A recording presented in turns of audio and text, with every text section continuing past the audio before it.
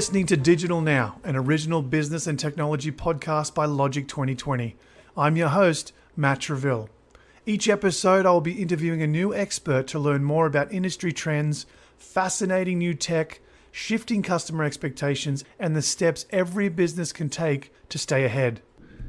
Today, I have with me a very special guest, Eric Nelson, who's our consulting director at Logic 2020 and leads some of the largest sales and marketing organizations and clients through their digital transformation.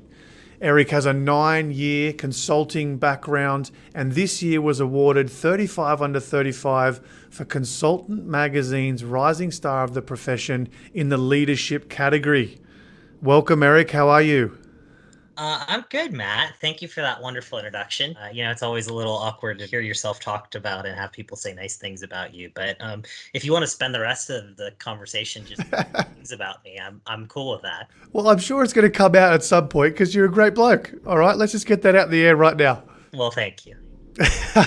There's no better way to make a guest uncomfortable than to over-compliment when you start, right? So how about we get right into it? Because I know you're a busy man. Hit me with your best shot. So, we're going to talk about digital transformation today. So my first question is very simply, what are people referring to when they use the term digital transformation? And in general, how is it being used in the digital marketing space today?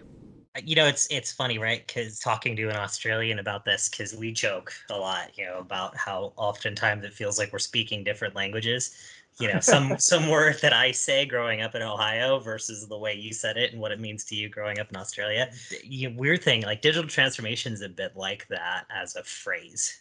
Every company, every place, there's 100 different memes I'm sure you can find online about how it's got a slightly different definition to everybody. Yeah. And I think that's part of the problem. The digital part gets emphasized and the transformation part gets left off. So when we in Logic 2020 and the customers that we try to work with, it's like it's not a bolt-on. It's not like let's add some digital marketing technology or let's add some technology to something and technology goes in. It's about becoming a digital business with digital processes and teams and organization structures that support that.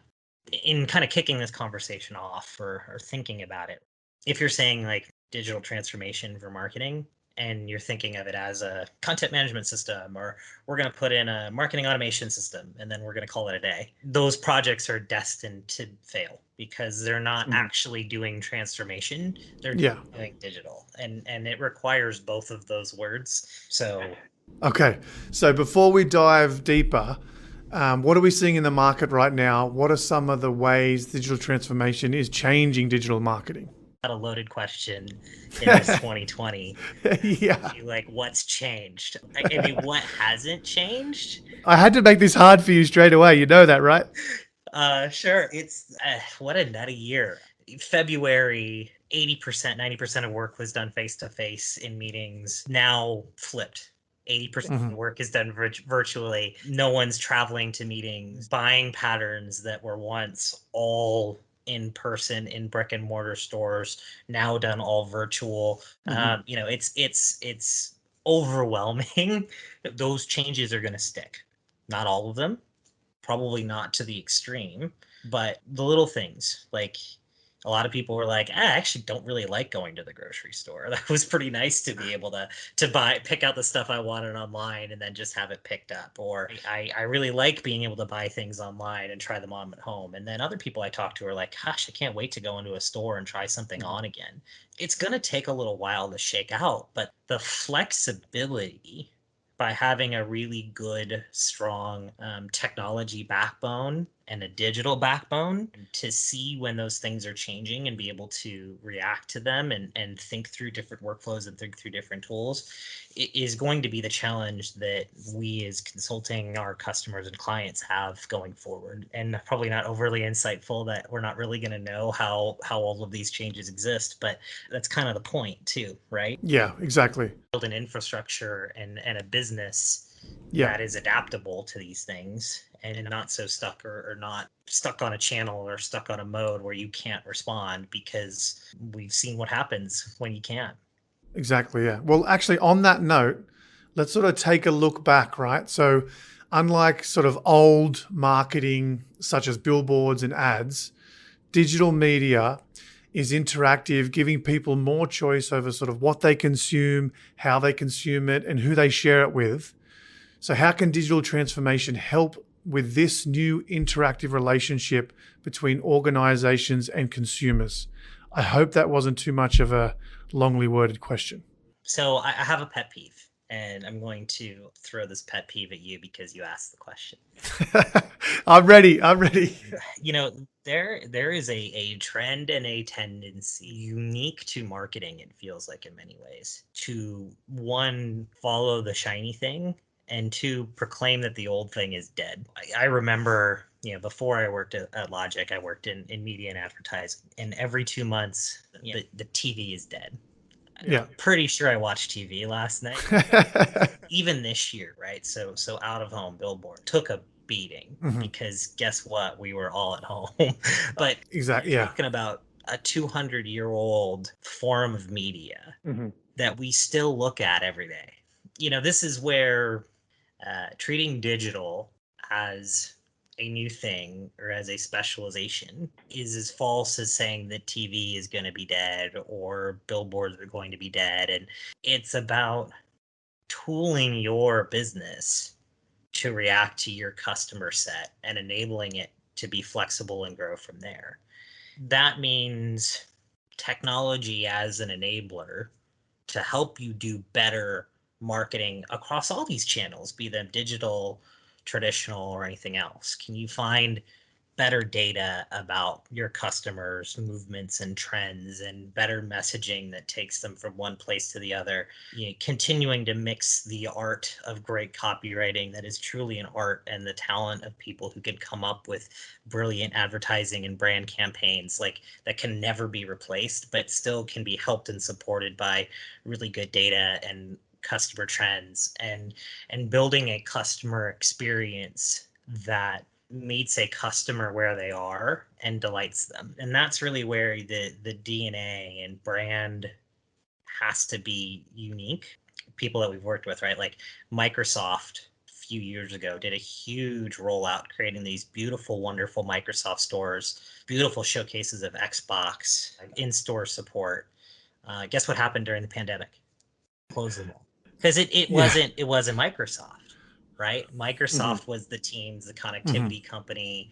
It was the efficiency in doing business, the ability to scale. It's that thing, which is digital runs both businesses, and their digital transformation needs and ability to think of it in both places. But you've got to be true to who you are. Another shift that we've seen with customer expectations is the need for targeted and personalized messaging. What's the importance of targeting and personalization, and how can digital transformation help tackle this? Digital is the only way to do personalization. I mean, you can do targeting. We've had demographics, psychographics, research in media and advertising and custom outreach like that for any number of years. But if you want to do dynamic personalization based off of browsing history, that's all digital first. In thinking about that, there's customer demands and how other companies have raised the bar on the customer experience to say, I'm expecting personalization. You think of the Amazon experience, which is, I look at the Amazon homepage and I see 10 products that relate to my search history, that relate to the music that I like, the books that I like to read, the recommendation that's there, and then the experience imperative that so many smaller businesses have tried to catch up to this past year, even where it's like, I go on Amazon and I can have anything delivered to my house within 2 days, let Yeah. alone so many things that are same day. That's kind of maybe I think where digital transformation becomes more real, because you want to really talk about what that means to do even just fulfilling an order on the same day. The purchasing system, the content management system to serve the right thing, order fulfillment, and how all those different systems across all those different technology stacks have to talk to each other in the right way and feed data back. When we talk about it in marketing, it's connection to a customer experience that is, I know you bought something. I know you came back. Are there upsell things that we can do? They're huge impacts that ripple not only from the front end of what you see on that first, like you bought this, you might be interested in this, to how that ripples through the other pieces of the business. But when those things start to erode the experience, or they're off, you lose some of that magic. You lose some of Yeah. that higher end brand experience, Mhm. so you have to kind of walk this line a little bit of not doing too much, because you definitely don't want to go down the road of being creepy, and you also kind of want to show that serendipity of experience. We all fall in love with that, experience where it's like, I looked at this pair of shoes and now I can show you three jackets that match. But boy, you want to talk about some fun back end management to like, Yeah. is this item in stock? Do these colors actually match? And that's also why, to a certain extent, some of that in-store experience will never change, because the fun of like going into a store, and I always say like that record store experience, right, where it's like you Yeah. go in and you hear some funk band from 1972, and it's like, No, well, you can feel it when you walk in the room. right, like that's part of the magic of like what Spotify and Amazon and everybody else has to do, is like, how do I sprinkle in some of these random things that are a little bit off, that maybe I can get you walking down a slightly different path, that then I can hook you in not only with the experience, but I expose you to new types of products and new types of things that you might not have thought of buying from us before in the past. Yeah. Yeah. Well, can I ask you just a quick follow-up question on that one? When I Google something, look at Amazon, and then in my Instagram or Facebook or whatever, it pops up an ad for that product, but I've already bought it. Can we tell the algorithms that I already bought it? Because I still get ads for things I've already purchased months ago. And that's a pet peeve of mine. It's such a good example of that like effective over personalization, and also um, not really being a digitally transformed organization.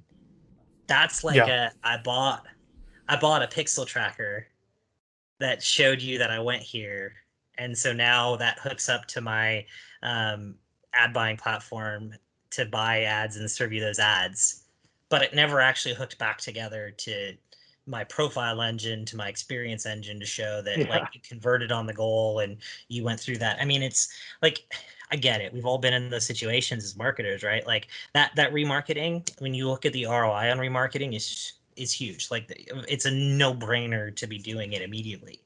Mhm. But that's like, you're also missing such a cool opportunity to like structure right and tag it right, where it's like, now let's look at, because if you bought this one thing, how do I move you to the next thing? Because you've already shown that you're somebody who might be interested in, as I sit here in my Sounder scarf, right? Like the number of times I've looked and it's like, here's 10 more Sounder scarves, and I'm like, the last Yeah. thing I'm allowed to buy is more Sounder scarves. But hit me with a golf shirt or a polo shirt or a hat or something else, right? Because you put a cool Sounders logo on it, I'm probably a sucker for it.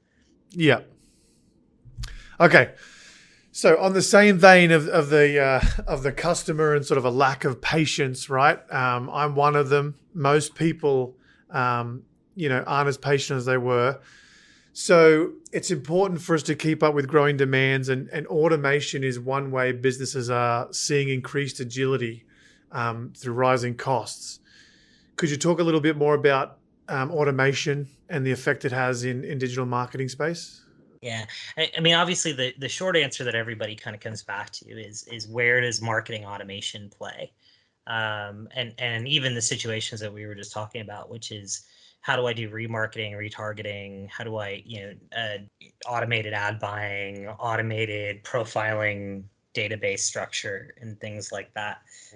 As a consulting company, and what we look at that's maybe a little bit different is also the automation that happens on the support side, on the order fulfillment side, because your brand that you work so hard to build and curate doesn't just end, in the content and the advertising and the media and the experience that way. It's the experience of doing business with you.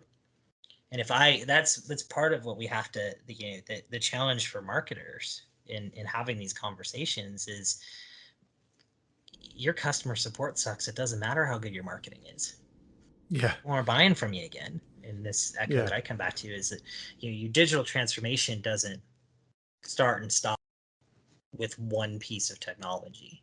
It's about the connection and flow between the two, and that's really where this automation piece can help so much, because you can build really really interesting routing models on support engines based off of purchase history, based off of customer lifetime value of how you route a customer to a different channel and engine, and you can even do then kind of fun marketing campaigns, particularly if you're like a direct consumer brand where you have limited inventory and that's kind of baked into your model, right? Like if you have limited inventory, you can actually drive demand based off of how limited your inventory is.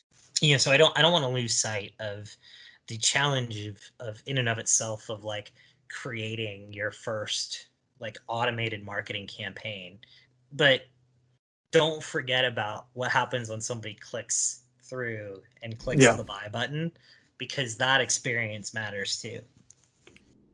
Okay. What about technology? Are there technologies and tools that you're currently using that you would recommend as essential for businesses? What I think is cool about Martech is the ecosystem is so diverse. It's huge how big you can make it, but it can also be small. And so I think you have to kind of spend the time thinking of like what a future architecture is and should be. The two most important things. The one that is obvious in this whole thing is, what's your data platform? Because if one system isn't talking to the other and the APIs aren't working together and you're not sharing data, it's way too easy to get focused on a data point and miss the forest and stare at a tree. I remember seeing in the early days of search, it's such an easy metric to follow when you see that click to buy. And the attribution would be so quick to say like, oh, this person clicked on this search ad, so there's my ROI, and off it goes. And so much budget got shifted towards search and totally missed the rest of the buying funnel, totally missed the rest of the journey. Like, how did somebody know to search for something? How did somebody know to click on your ad versus the two ads below it? How do you build the brand equity? How do you do everything else that comes into it? And that data platform that allows you to do those analyses, that allow you to connect the experience as a customer moves from different places, your site to your social media pages to your other places, and see what some of those journeys and things look like. That's one thing. The other thing, to go off in a very other different direction, is the productivity tools. As we've seen this year, right? Like, your marketing organization and your teams, we're all working distributed. We're all working asynchronously. So there are really cool and interesting tools that are being built on helping content development in a way that keeps brand standards high, that creates like, how do you create a center of excellence, and be able to work at a little better scale? So Good, mate. Listen, I want to talk to you. I want to continue on this. I know you answered a little bit, but I want to dive a little deeper here, because at Logic we always say that technology is an enabler, right? But processes and governance ensure that technology is doing what it should do. So can you elaborate on like why data governance is so important? Yeah, and I think, to my earlier points around building out your data platform and everything else, right? When you're thinking of a really, really good data platform that allows you to stitch together data from your entire customer journey, right? So you're going to have web analytics, maybe in Adobe or Google or something else like that. You're going to have search data coming in from Google, from Bing, from somebody else. You're going to have third-party stuff from your CDP, maybe that you bought. You're going to have data from your customer backend, and you could be your CRM system, order fulfillment system. You're going to have inventory data. You're going to have media and display purchase data on people who saw ads, didn't click through, view through data, other things like that. That's a lot. Yeah. That data governance is about building yourself a dictionary and an encyclopedia So as you're looking at these 35, 40 different places and actually trying to connect them all together, it makes sense. It's about building a tag management layer. It's about building a taxonomy layer. It's about building a structure so that you're not trying to sit there and recreate the wheel every time and trying to figure out, like, Yeah. you have to find a way for these systems and for this data to coincide and coexist. All the personalization engines, right? They're just running matching models and algorithms, and they're taking in what we feed them. And if you feed them a bunch of like garbled mess, your personalization is not going to work. So that's Yeah. part of the reason why we focus on that a lot is not only for the human element, but like machines have a harder time with this stuff than humans do.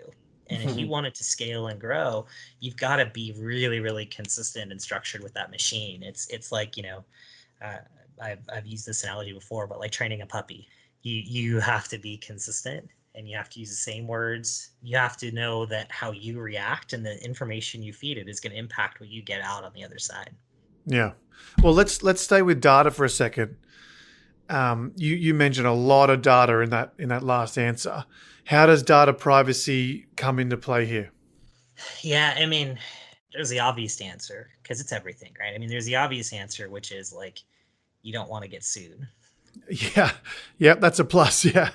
But there's the non-obvious answers about how do you want to build your customer experience, and what do you want customers to think about you, and how do you want them to feel and react to that brand promise. You think you mentioned it earlier, Matt, the times that you heard something and then saw an ad for it the next day, and it's like, is that winning you over or is that making you feel creeped out? Creeped out is my answer.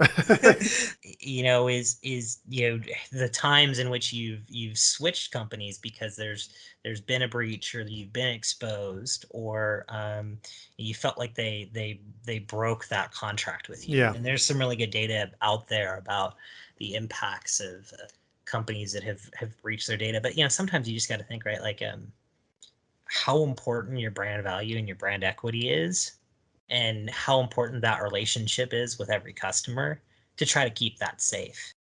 The privacy piece and trying to keep it safe also leads you to really interesting marketing outcomes. And I know this is a little bit of a leap, right? But yeah, when we have these conversations with our clients, one of the most frequent things that we find is different parts of their organization have access to different data that they didn't know existed.